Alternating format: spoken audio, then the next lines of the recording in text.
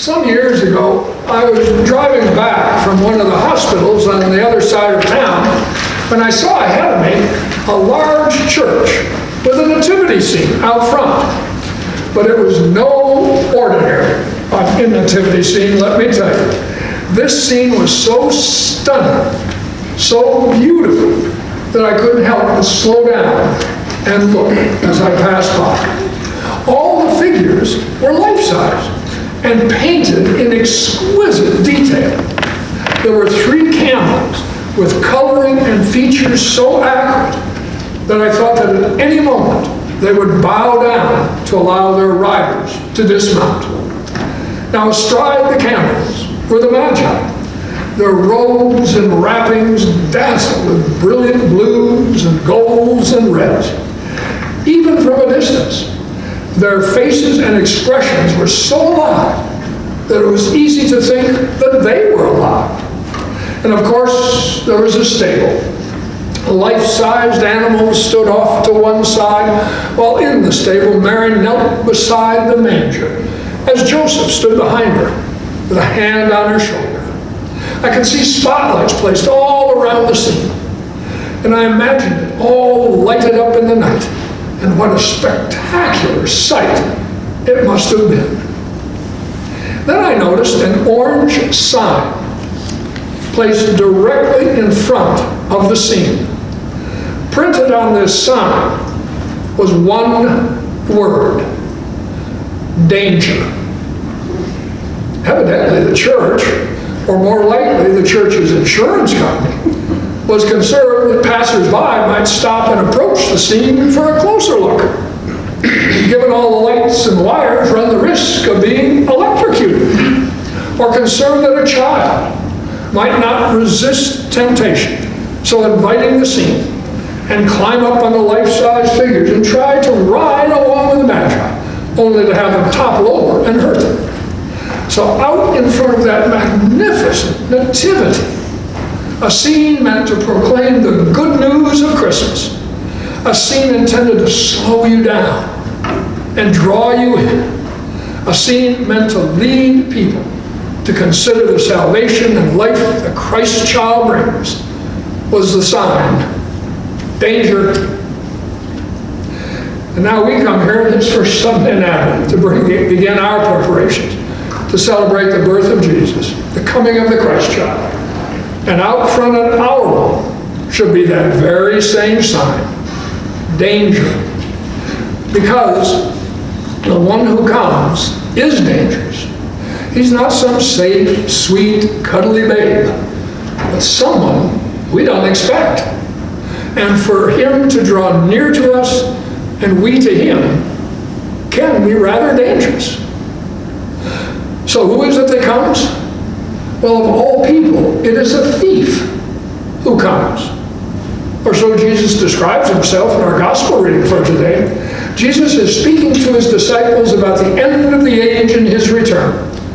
And he tells them that when he returns, it will be as a thief, like a thief who comes to break in at an unexpected hour.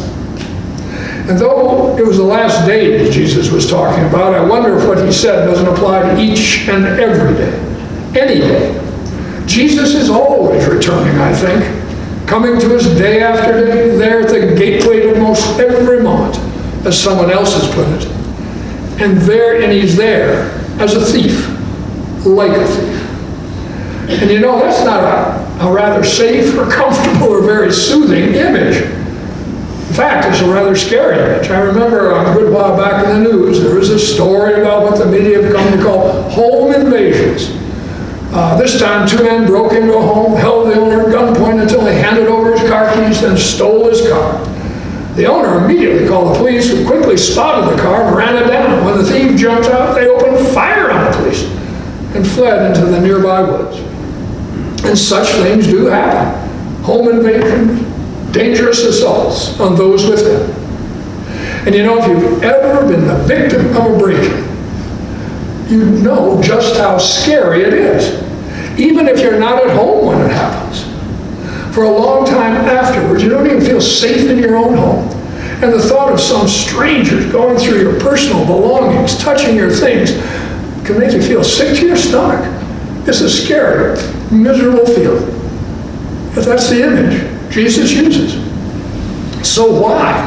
Why of all things, a thief? Well, could it be because Jesus knows us so well? Knows the lengths we go to protect ourselves and what's ours? Guard not only our precious possessions, but our hearts and our minds as well. And let's face it, we do guard what's ours, protect our precious possessions. So we have automobile anti-theft devices, home security systems, and other systems to mark our possessions, establish neighborhood watch programs, and before going to bed, check the door, turn on the system, look out the window. And we also protect and guard our hearts and minds against invasion. We talk about personal space and personal boundaries, how important it is to protect ourselves from intrusions. So we have telephone answering machines and caller ID to safeguard our precious time. And every day we put up defenses, maybe at work, in the neighborhood, even at home, to keep people out, at a distance, not allow anyone in too close. We guard our hearts and minds by turning others out, turning off the news, turning away from those who approach us. More than ever, because of the way the world is, we seek to protect ourselves. So vulnerable we feel, so scary the world is. And that's what Jesus knows. If ever he is to get to us, come near, then chances are it will take a regular invasion, a breakthrough. Because in keeping out others and the world, in guarding ourselves so carefully, we often keep him out. So he must break into our lives like a thief, invade us. And like a thief, he's after something valuable.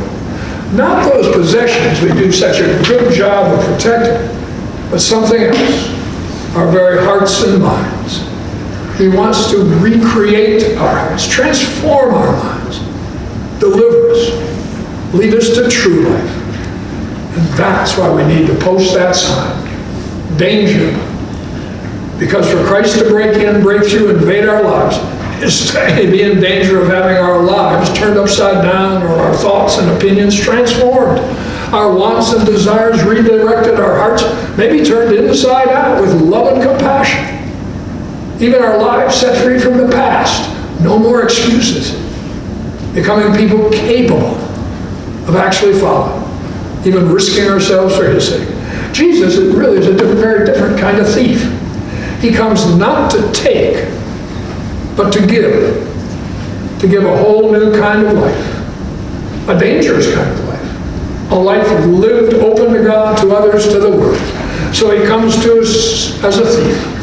And always at an unexpected moment, when our guard is down, and returns again and again, tries to get in. Not in the evening, when we're fixing dinner, trying to get the kids in bed, or fiddling on the computer, or doing some other things we do, but in the middle of the night, when all the busyness has ceased and can no longer protect us, when the thoughts or dreams, the panic or fear or worry come, he comes in with such things, breaks in with such things, and helps us see the way we need to go, speaking a word about our lives through such things, the people we need to be, wanting to put new and better thoughts into our minds, even calm our hearts.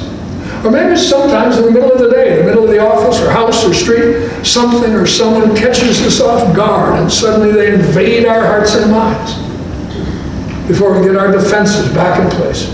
And we feel or think something that starts to call us out of ourselves, or puts hope or life within us, or moves our feet in a different direction toward another.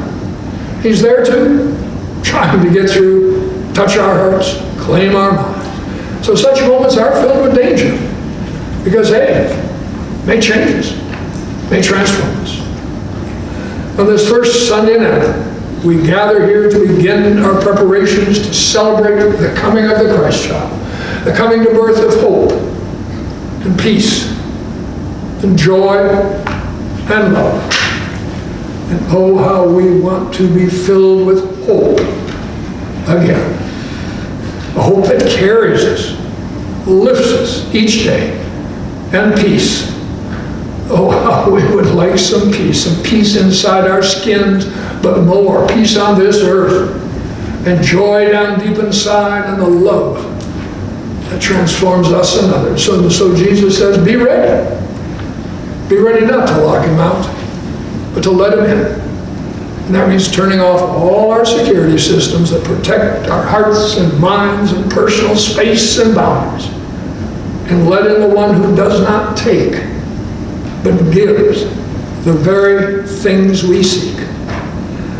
So the sign in front of that church, whether the church realized it or not, had it right. Danger, be careful, because he means to break in and give us at last more hope, more joy or peace or love than we might bargain for or have ever dared to imagine.